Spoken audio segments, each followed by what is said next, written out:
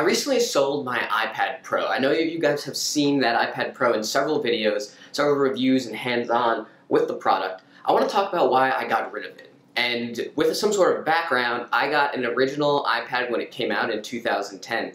And I've had some iPad, either the original one, the second one, the Retina one, and the iPad Pro. Pretty much since that came out, I've pretty much always had an iPad, and I've used it for a lot of different things. In fact, it may be the device I use the most when I'm actually in my apartment. But I want to talk about why I got rid of it. So of course you have just kind of the economics. So I'm actually going to be moving soon, so being able to sell it and get some cash for it is really helpful economically right now. More technologically, there's a couple reasons why I got rid of it. Number one, and probably the biggest thing, and something that I've talked about in my iPad Pro reviews, I really don't use the power of the iPad Pro. I really don't need that much power in my tablet. Really what I use it for mostly was surfing the web, looking at social media, watching YouTube or Netflix or other types of content on it while I'm, again, around the house or in bed when I wake up. I used it as my alarm clock, but I didn't really need all the extra features. I didn't really need the power of the device. I didn't use the display with the Apple Pencil because I wasn't really taking notes on the iPad. I didn't need the power to be able to multitask and do multiple things at once because, like I said, the majority of it was content consumption. One thing that I thought I was going to be using the iPad Pro for a lot more than I ended up was video editing. I thought that, you know, having a powerful iPad Pro, of course when I got the iPad Pro I only had a 2013 MacBook Air, I figured I'd be able to really streamline my workflow.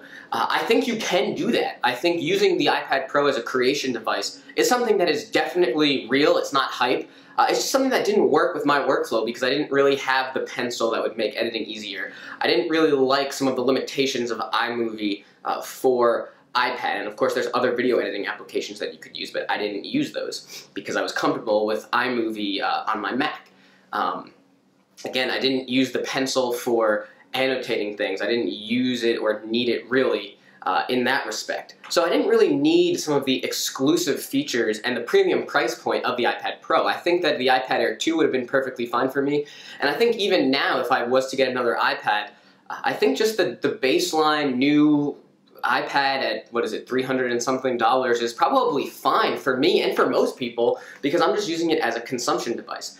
So I think the big reason why I got rid of it is because I just didn't need the power from it. And I think that if you're watching this video, the takeaway that you should have from it is that just because the iPad Pro is the flagship iPad and the one that is touted and has the best feature set and all these things, it doesn't mean that's the one you need.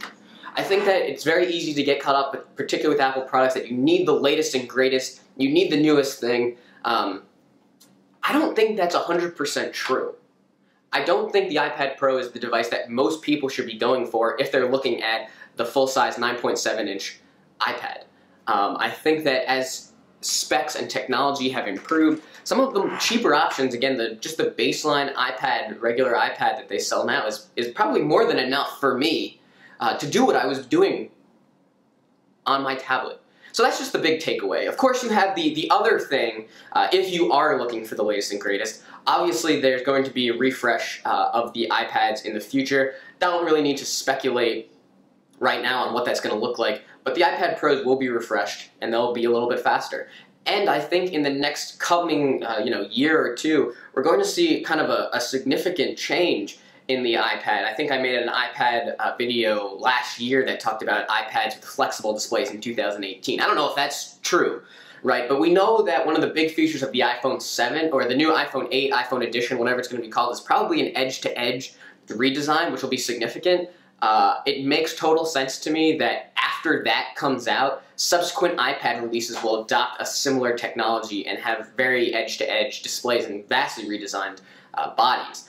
So I think that from that perspective, if you are looking for something on the Pro end, or at least want to have the option to explore, I think this is a good time to get rid of your iPads because I think there's going to be significant changes in the future.